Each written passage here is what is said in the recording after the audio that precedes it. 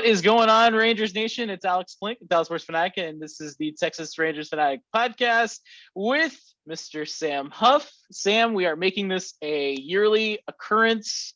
I mean, it may be a yearly occurrence. Hey. Thank you for having me back. I appreciate it. So Sam is in the lovely spots of Arizona. We're recording this on the winter storm week, so Sam lucked out. Well, you're an Arizona resident, so it's always good weather there.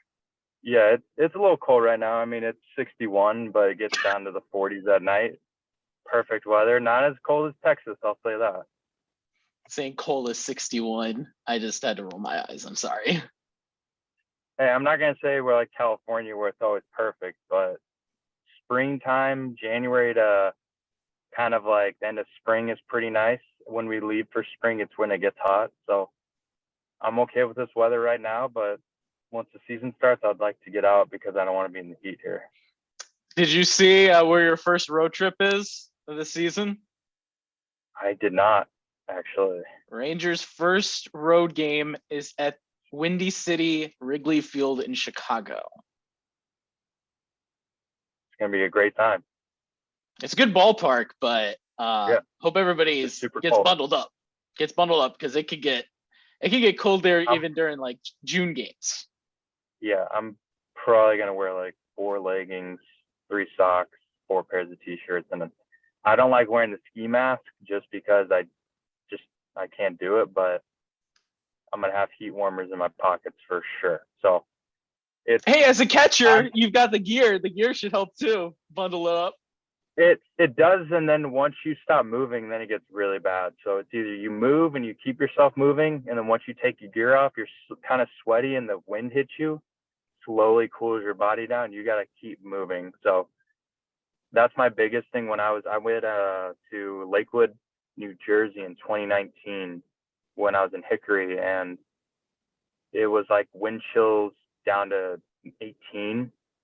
And it was around 23 to 18, like in that range. And it started raining, sprinkling, but not enough to cancel the game. So we're playing a game in wind chills that make it feel like 12 with rain. And we're just playing through it. And that was the whole series. The highest it got was the Sunday game. It was up to 30 was the highest. So it didn't feel great, but shows you how cold things get sometimes in certain areas. So it did. Mentally, I don't know what it felt like. I haven't been there really in a cold area for a long time, so this will be a new experience again. Would you say that that's the coldest that you've ever played? Oh yeah. And you're in. Go ahead. No, I was gonna say it was like we had this saying like embrace the suck, because we knew it was gonna really suck to play out there, but the more you accepted it, the more you didn't think about it, the better it got and the harder you were going to play, because you didn't really care, even though you knew everyone else was going through it. At that point, we kind of accepted that we were going to be cold and we're trying to play a game to win, and played really good. We won the series. So we didn't take all 4, but we won 3 in the last game. Of course, the warmer day they beat us. So it was the first 3 games were fun, and then we lost the last one, which would have been fun to sweep them, but it was fun. Embrace the suck. That's you could use that actually when it's you're in a heat environment too. Every day. When it's hot, embrace the suck. You just gotta accept it and then drink a lot of water or try and stay warm. Whatever the conditions are, you just gotta accept it. I'm gonna use that as my work mantra. Embrace the suck. I'm gonna say that from now on. You can use that for not even just weather related. You can use that for anything. Yeah, it's difficult when you get in a position and you don't know if it's cold, hot, if it's something you can control or not can control. You have to accept it, and it's just right. I think that's the biggest thing behind it for me was I said it as a joke, like, yeah, let's embrace the suck, guys. Like, screw it. Like, it's gonna be cold. It's gonna be a hard time mentally, but as long as we all got our backs, we should be fine. And it's been funny, but it's also been like you don't really want to go through it. So it's definitely, when you say it now, when we say it, it's like shut up. But it's we all know what we're thinking and talking about, so we just try not to think about it now. But it's a good lesson too. Like it really is. Like, yeah, it's hilarious when you say it the first time, but when you really think about it, you're like, you know what? That's a good mentality to have. Is just kind of just deal with it. It's affecting everybody, and that's one less thing that you have on your mind. It's Yeah, great. it takes a lot out of you thinking and just doing your job. And that was big for me, I guess, learning that back then and now still doing it. And I mean, no one's perfect. Everyone's going to have days where Yeah. something's bothering them. But as long as you can get to that like area of thought and just understand if you can control or can't control it, that shouldn't be the issue. You just need to forget about everything and just do it. So transitioning to how's your off season been? It's been really good. I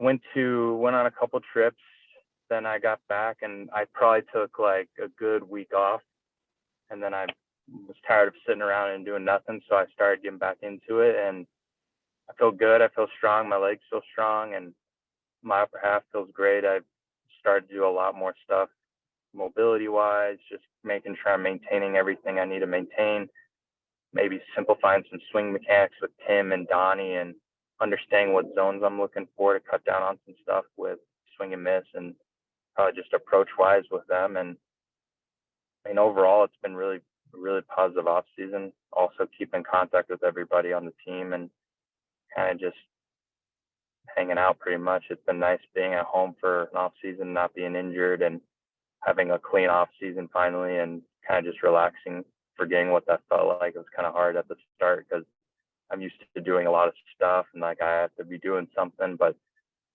starting earlier with my lifting more on mobility and kind of training side of making sure nothing's out of line and everything's in line with my body and biomechanics and stuff, it's been positive. I kind of was asking a few people this off season. While it's on paper normal, it feels somewhat abnormal because you don't have a lockout to deal with. You don't have you don't have pandemic to deal with. It just feels eerie. That's like you're back to It feels normality, but it feels abnormal. it feels way better. I last off season was tough because when I hurt my back of my leg, it's like I had no one to talk to. I just had to Yeah. do it. And then the year before that, or the couple years before that, was the kind of like the pandemic, and everyone's very like cautious still.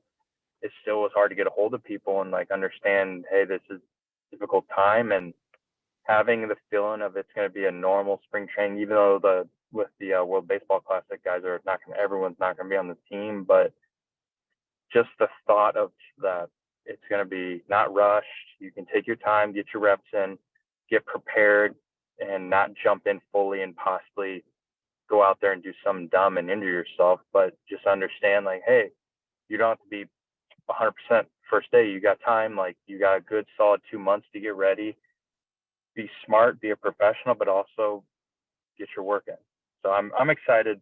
Excited to see Bobby and everybody. And I talked to Bobby a little bit, and kind of the new guys coming in, talking to them, reaching out to them, just saying hello, nothing more. Just would like to talk to them and kind of see how they're doing, how their families are doing. And other than that, excited to meet them at spring training. Yeah, so you say about the new guys. You got Jacob DeGrom, you got Andrew Heaney, you got Nathan Evaldi, Jake Odorizzi. And those are just to name a few. When you got the news, and you don't have to say like each time one was announced, but just kind of everything falling into place. Just as a catcher, your reaction hearing that you're going to be working with these guys. It was crazy because I didn't think DeGrom was even in the picture. There's a quiet period, and I didn't really. I was hoping we'd get one of them or a majority of them. I was hoping we'd get a lot of guys, and you know, I thought it would have been a great fit for him, and even Nathan and Heaney, and then Odorizzi. Like when we traded Colby away, I mean, it's part of the business. It's part of like things that go on, But we got a great couple guys to help this team and overall push us to a position we want to be playoff wise. So I thought it was awesome when I saw Jacob, Nathan, and Heaney, and then when we got Odorizzi started off the whole season, I thought it was going to be a good off season. And you know, it's exciting. I've watched them. I haven't faced DeGrom. I saw Evaldi when he pitched against us here. I didn't play that game, but I just like kind of watched from a distance, and their stuff's awesome. I mean, you can't deny that, but also they're good dudes. I reached out to them just kind of just saying hello, and me and Nathan text a little bit, asked him about his family, and then same with Jacob, just like letting him know like if you need anything or want to talk about anything or see at spring, pretty much just keeping it pretty easy. But overall, I'm excited. I know one of my buddies knows Heaney personally, and he told me to text him, and I reached out to him and mentioned that I knew him, and it was funny. We kind of hit off from there, but overall, it's going to be good. I know they're good dudes. I know that they're going to help us win, and overall with the young core and then also the veterans on this team that are going to show us what we need to do personally and help us take us to a level where we can win, it's going to be exciting. And then on the coaching staff wise, from the position player, most of the coaches are the same. You get Will Venable, and then you have Bruce Bochy. You grew up as a Diamondbacks fan, right? Being from Yes, I did. So is that a little, maybe not as awkward as Corey Seager is, being a Dodger with Bruce Bochy as his manager, but I mean, growing up a Diamondbacks fan, I'm sure you were well aware of the 2010 through 2014 San Francisco Giants run, but now you got the man as your manager. Yeah, so I saw Aramis Garcia. We were in a store and I ran into him. I was like, dude, what's up? And he mentioned me about Bochy, and I was like, yeah, I haven't talked to him yet, but I heard he's a great guy. And he's like, bro, like, good dude, hold you accountable, and he does things the right way, and it's exciting to hear. And I'm excited to meet them all. I know Maddox, being in Texas before, I don't think he remembers me when I was 18 or anything, but I remember the philosophy they brought to that, and it's exciting. I think we're showing that we want to compete at a high level, and I think overall, but just having the ability of the strength of us as players and having them come in, maybe catapult us to a different position, it's going to be exciting. So you had, as far as your year goes, started off in the big leagues, started off pretty well, kind of, I don't want to say it kind of, I hate to say that, went down a little bit, but what's one thing that you kind of took away throughout the entire year? One thing that maybe you looked at and said, here's what I need to work on. I think it was right after the off season started, I talked to Tim and Donnie, and we both came together and kind of just talked about, honing in on me as a player, understanding my kind of the strengths of me that I need to provide to the team and help Sam Huff be Sam Huff. And I think it was more on a swing and miss rate, making my playing a little more cleaner on my path. Because at the end of the season, I was kind of working on trying to get that path a little better, and talking to Tim and Donnie every day and Seth, kind of just like making sure. And it's not smart probably to do it at the end of the season, but to help put me in the position I was now where I'm at, to obviously give a little to get a lot. I was willing to do it. And so talked to Donnie, said that we want to improve on swing and miss, probably play discipline more, getting my walks up and strikeouts down. But at the end of the day, if I'm not going to walk a lot, but if I need to produce more and hitting balls in the air and hitting the ball harder with consistent barrel, I think that's one thing we want to approach overall as the plan. And so it's not hindering my ability to be aggressive, but also not be a walk guy if I'm not a walk guy. It's understanding me as a player, and maybe I don't walk the same or as much anymore, but if I can cut down on my strikeouts and make more consistent contact and help provide bats and power and runs to the team, that's my goal, is to help the team. In my way is to simplify it. So it's just keeping everything more simple, having a plan, not overthinking or trying to look into it, just keep it as it is and go with it. Is that something as a young player, is that something, piece of advice that you got a lot, that where you're in the big leagues that you tend to kind of deviate from what has worked for you? Is that a trap that a lot of times you can fall into? Yeah, I think it's understanding, asking questions within reason to understanding, is this going to hinder what I'm doing already, or what is it just a slight tweak in something, or is it nothing internal, it's all external and you just got to worry about what I need to do. And I think for me, it's not so much worrying about everything, it's worrying about the task subject and executing it every day and not worrying about if the guy throws 100 miles an hour or if he has best off speeds in the game. Like totally making it simple and saying, okay, you're going to hunt these certain things. Do not worry about anything else. I don't want you to worry about his spins, his verts, anything. I want you to literally simplify and be the best Sam Huff, because if I do that, I can be special, but the most is making sure that I can be that every single day, 162, plus probably the playoffs too. And So then, really understanding that. sorry. No, you're good. No, you're good.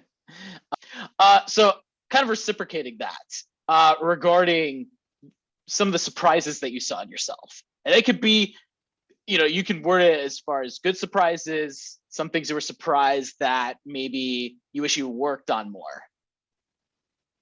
I think for surprises both ways, good and bad. I mean, for me as a player, understanding who I am and the ability that I can, if I simplify and make everything easier and I hit the ball hard, at the majority of the time it could maybe go out. But if I don't think that way and I think just hit a hard line drive, it's positive. And also understanding for negatives, you don't need to worry about everything.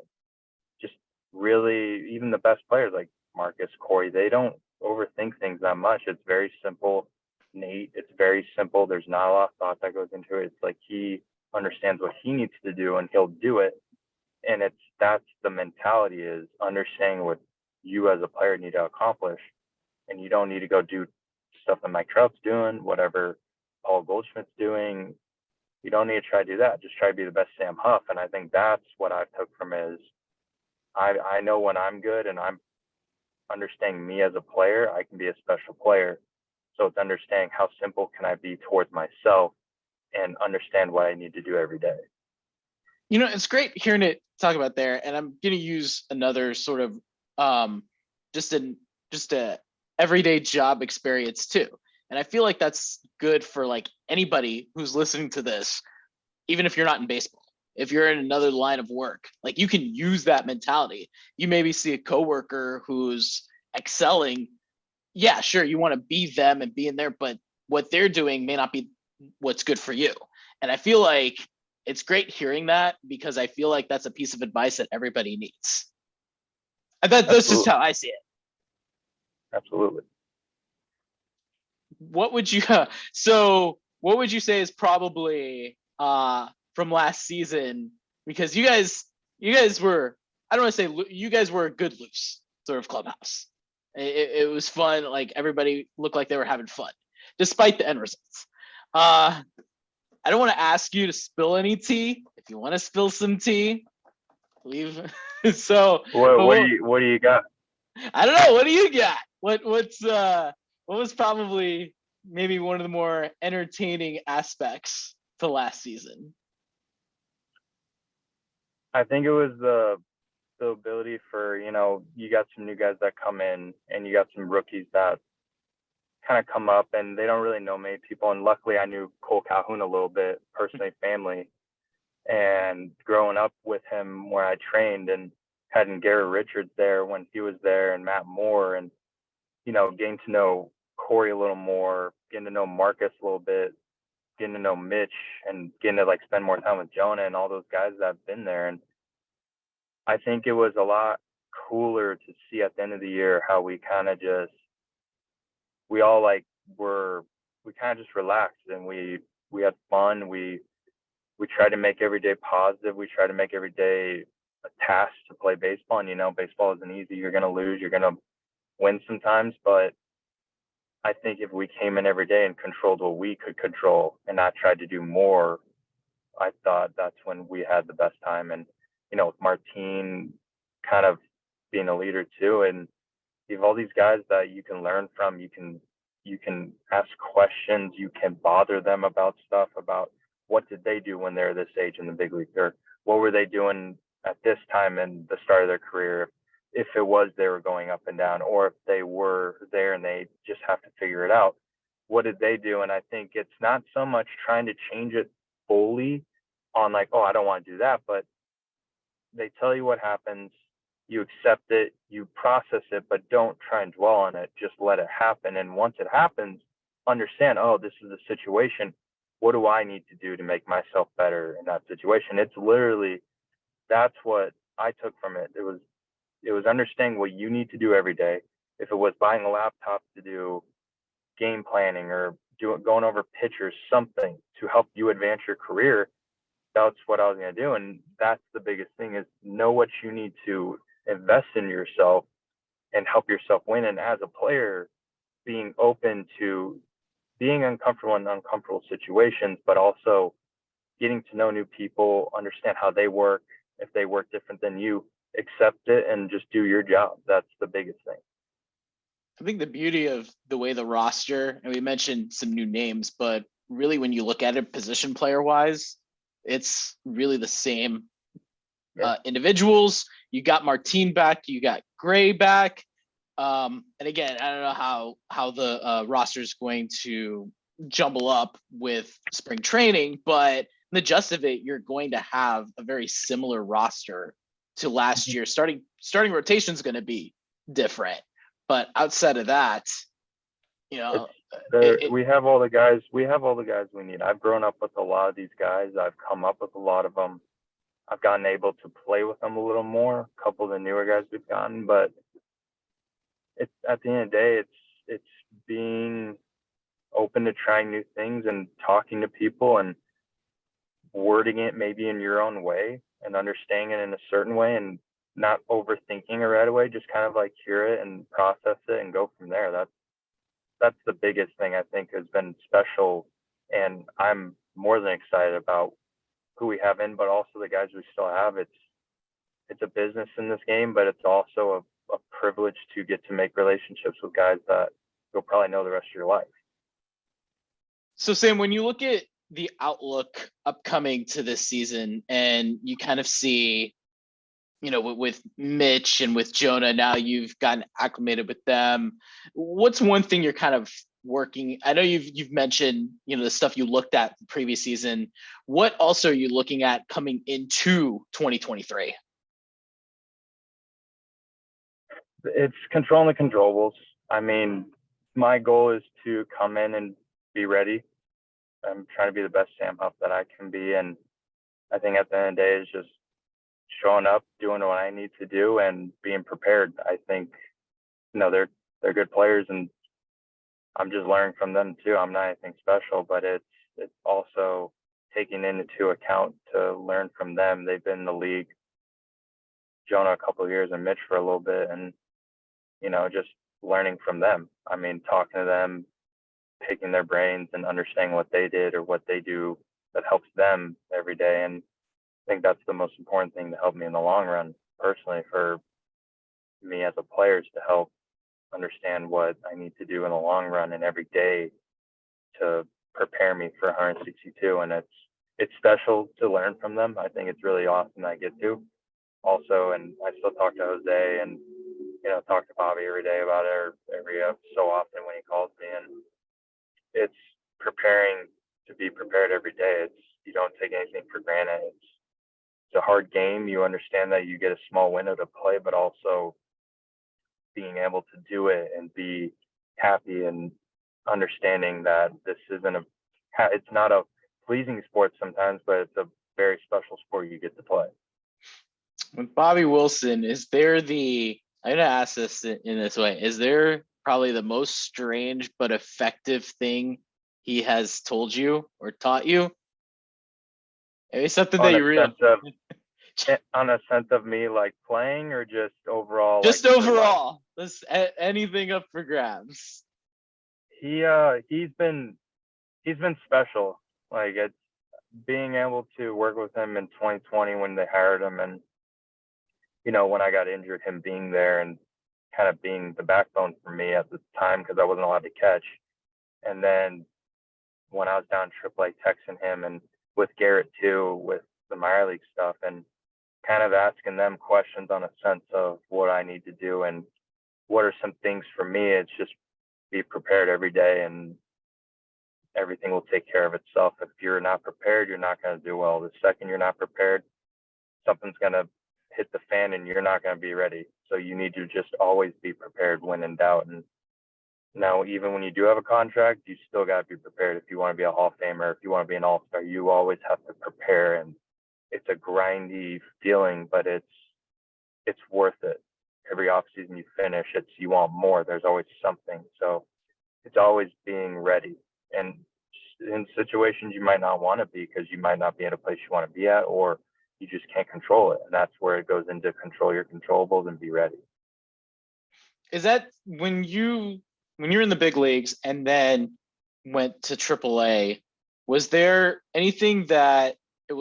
anyone that kind of reached out to just kind of, hey, just keep trucking, just keep being you? Was there anybody that just... Everyone reached out and just said, keep doing your thing. This is baseball, it's part of it, but also you gotta understand that you're a good player and you're going to be here one day and you're going to stay here a long time. And it's just, that's the game. And that's where you got two guys ahead of you that are very, very well deserving of their position. And, right now might not be my time, but being prepared and ready every day, it puts a little pressure on people, but also it's just controlling what I can control. And if that's me controlling my controllables, that's a positive. So I'd rather show them that I'm not taking it emotionally and understanding that I can do this every day, regardless of if it's in AAA or in the big leagues. It doesn't matter what position, because look at Jeremy Pena. He was behind Correa, now he's their starting shortstop. And talk about, I was in AAA in 21 when I went there, and he was hitting like 340, and he was just cool about it. And looking back and seeing that, it's crazy, because that's something that's special. He's probably not wanting to be there, but he wasn't willing to give up an at bat or a day where he felt like he gave up and he regretted it. So it's understanding that is just, it looks only bad on you if you take it personal. If you just control what you can control, and you understand the business side of baseball and understand what you need to do as an individual, it tends to get a little easier. But failing at baseball, it's not always you're going to succeed, but you're going to fail. But it's being okay with just going out there and playing and accepting what you were signed up to do is to play baseball, and you love it. So why would you forget about the things you signed up for? In the Arizona area, are you pumped for the Super Bowl? I'm going to be in Arizona. I'm not going to go. I'm not a big football guy. So it's where they say Kansas City or Philadelphia, there's no horse in the race. I love watching the Kelsey brothers play. I follow their podcast. Patrick Mahomes is a freak, but also the Eagles are hot. They haven't lost a lot in the last couple of games. So that's going to be the game, is who's better. I think it's awesome to see Mahomes on his ankle and him battling through injuries and physically showing up for the guys and the team. And that's awesome to watch, because that's not easy. You can't, I don't care who you are, if you're dealing with something, you show up every day and you show that you can perform, even not at 100%, you're going to be a special player. And it's crazy to watch him play. It's definitely going to be a good game, I hope. I don't want any blowouts, but I would love a very, very tight, close game, because these two teams are probably it's going to be a very gritty game. It's going to be just one's going to keep going after the other, or one's just going to punch them and just keep going and punching and punching. And I think it's fun to watch. It's also, I don't really follow football, so it's not like I'm like live or die over this, but it's fun to watch playoffs in any sport. You're giving it your all. You get one shot and you could be a champion. So that's what I take from it, is the mentality of what they're feeling and what's the preparation for it to become what you need to. That was interesting. You mentioned, obviously Patrick Mahomes playing the ankle. And I just think about over the course of a baseball season, 6 months, once you get to September, I just assume everybody's going through something at that point. I'm not asking anyone to disclose injury information. No, physically for me, it's, you're going to feel like something's tight or something's just a soreness. But if you have your routine, you have your preparation for the day to get ready for that day, and you just keep consistently doing it. That's why, you get in a consistent routine, you figure out what you need to maintain, you do certain things to help your body, but overall, whatever you got, you give it on the field. So if you feel like you got 50, give your 100% in a 50 form. Like if you got 20%, give your 20% like it's 100%. Like whatever you got, you just got to give because you got other guys behind you that will help. But also being prepared, not being thrown off guard, not doing something you usually do and then you don't do it that day and then your whole day is messed up. It's making sure you do routines that help you set you up for success in the future. Has there been any routines that like you're doing, but like at when you first started, you're like, I don't know if this is gonna work. This may not be, but like when you do it, you're like, oh, okay, I understand. At the start when I was hitting, I'd text him and Donnie. I don't know if this feels right, but after I do it, my swing feels way better. And they're like, yeah, it's not gonna feel great, but it's a routine that like puts you in a position better than you being off balance, or if you're doing a good swing, but metrically and statistically on a movement, you're not doing the right move to the ball, you're dropping or something, it helps you in that way. I think it's positive, but if it's not going to be natural at the start, I got to work on my hips every day. I got to work on my body, my arm, my legs, making sure I'm physically in line somehow with my day. And if I'm not, it's doing something to put it back in place or doing something to help it slowly retrain it back to its nervous system where it was. So then also from a catching side, and I just thought about this. So you've watched DeGrom on tape. Are you excited to kind of see firsthand how that and excited to see it firsthand, as in you're not in the box facing him, that you're catching I mean, him. If I face him or if I catch him, I don't care what it is. I've watched video, I've watched everything. I've watched him when I was younger, and he's a special pitcher. I think, all of them, they're all the best of the best. And it's kind of cool that we have him on our team and the position we're in to catapult us, like I said, to a position where we could be in a positive winning team area. It's exciting. So if I'm catching him or if I'm facing him and, it's luck of the draw or whatever it is, I'm going to accept it as a special opportunity, and it's just going to be fun to do it. And it'll just give me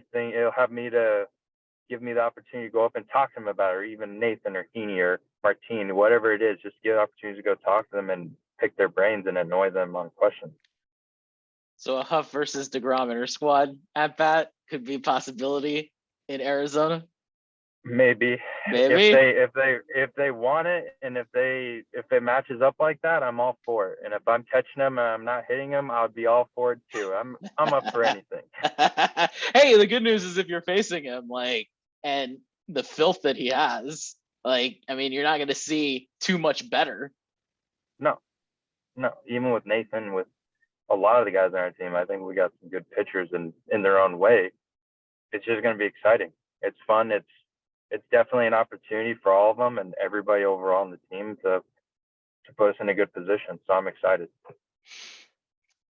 I guess going on this is that because you mentioned as far as moments last year. So what would be specifically like, I guess, the more lighthearted that maybe fans didn't quite get to see? And you could be as discreet as you want to. Like, give me an example. Just like it could be on a road trip. It could be even on the field that like people didn't really pay attention to. Just like, and it could be in the minors, majors. Just what was probably more stand out. Kind of like the standout of the future of the Rangers, kind of. Just kind of like a lighthearted moment last year. What was like maybe a standout lighthearted moment? I thought it was special to see Josh in his first at bat hit a home run, and I think being there, coming up with him a little bit and being with him every day, him being there when I was injured and being there when he was injured, and us having the opportunity to get to know each other that way, and not the best way to do it, but I think to build the relationship we have and kind of be there for each other. And when he's not feeling good one day, being there in a support system of just reassuring, or if he's the same way with me. And it's awesome. It was special to watch. I think that was kind of cool for me, especially just sitting there and getting to see him do that, and on a good team too, with playing the Blue Jays. So it was kind of interesting but fun to watch. It was same with Josh Smith, Ezekiel. It's they're fun. I think that's what kind of made me excited about this team, and kind of like once we got the lay of the land of what we need to do as players, and kind of just plug it in as we go. And once we get our shot, we go with it. But it's special. I think it's going to be special.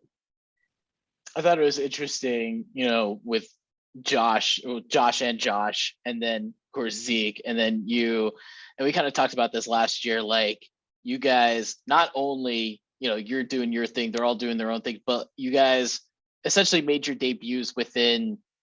Well, you made yours in 2020, but coming back up, it's like it's like a 4-month differential for everyone to just kind of share that experience. Because 2020 debut, yes, you make your debut, you're with the team, but at the same time, it's not quite that experience. So it's kind of like a new experience. And then with them, kind of that full-on experience themselves. Yeah. I think being there for Ezekiel when Josh debuted, and when Josh Young debuted, I wish I was there for Bubba's, but Bubba, I was there when he got called when he was going up, and it's special. Like, I've grown a lot of relationship with these guys, so it's being there for Bubba was probably a little more emotional for me, because I've seen that dude show up every day, never has changed his attitude, always the same Bubba. And he's gonna be Bubba, but it's special, man. It's something that I like, even watching it and just kind of like seeing everybody when I was young too. And when I was drafted the first year with Bubba, when he got drafted, and I saw Hans Kraus a couple weeks ago, just seeing him again. It's time flies, but it's special if you're there with them, and you built this like kind of like family where you get to all be in that same area at the highest level, playing against the best players. It's special. No, I just thinking about like you said, Bubba's debut, then Cole making his debut as well. And then, everybody talks about this game being also a fraternity. So guys know each other. So, when guys get traded away, and the nice thing is now you're starting a balanced schedule. So if they're on the big league roster, one of those guys on a big league roster, you're going to see them at some point during the season, whether it's at your place, whether it's their place. But at the end of the day, you play everybody. I like that. Yeah. I'm hoping Curtis Terry got picked up by the Orioles, and I'm hoping he can make it on their team, and I can see him. I haven't seen him in probably 2 years. So it would be the first week in April. It would be special for me to see Kurt, but to see all the guys I grew up with. I saw Peter Fairbanks and Springs when we went to Tampa, and I haven't seen Peter since 2019. So it's been even longer than that. And same with Springs. I didn't see him until 2018. He's been gone this whole time, and it's crazy to see guys, and it's pretty much like them, or if you're not in contact with them, you still remember them, and you maybe didn't have the best relationship at the start, but it's like each other very well, and you kind of came up in this era with a time you got drafted, and you guys we're all young, so it made sense. So it's special. I'm excited for what the future has to hold, but also every day what comes to me in some way. Sam, is there anything else you want to chime in? Hope everyone's excited for 2023. So. At FanFest, at FanFest, people lining up. People are excited. There's a lot of buzz around, and it's even in there was a lot of buzz a couple weeks ago with Cowboys. That didn't go so well. Dallas Stars creating some, and opening day in 2 months with the NL champion Phillies in town. It'll be fun. I'm excited. It's gonna be a good time, and hopefully everyone's excited too. I hope everyone wants to come out. Spring training in a month, and your buddies, pitchers and catchers, reporting in 2 weeks. I'll be showing up around, I think, the 10th. I'm gonna go in and start getting out there and kind of get my just legs under me out there and just seeing who's out there. I don't know when everyone's kind of heading out, so I know a lot of the coaching staff will be there around the 13th or 11th, so I'll be right on schedule. Talked about this last year. It's good that you kind of live in the Phoenix, Arizona area. That okay, pitchers, catchers report. You don't have to worry about flights, packing. I mean, you got 45-minute drive right up the highway, so I'm pretty set. Sam, appreciate the time, man. Thank you so much, and see you in spring training. Yes, sir. Take it easy.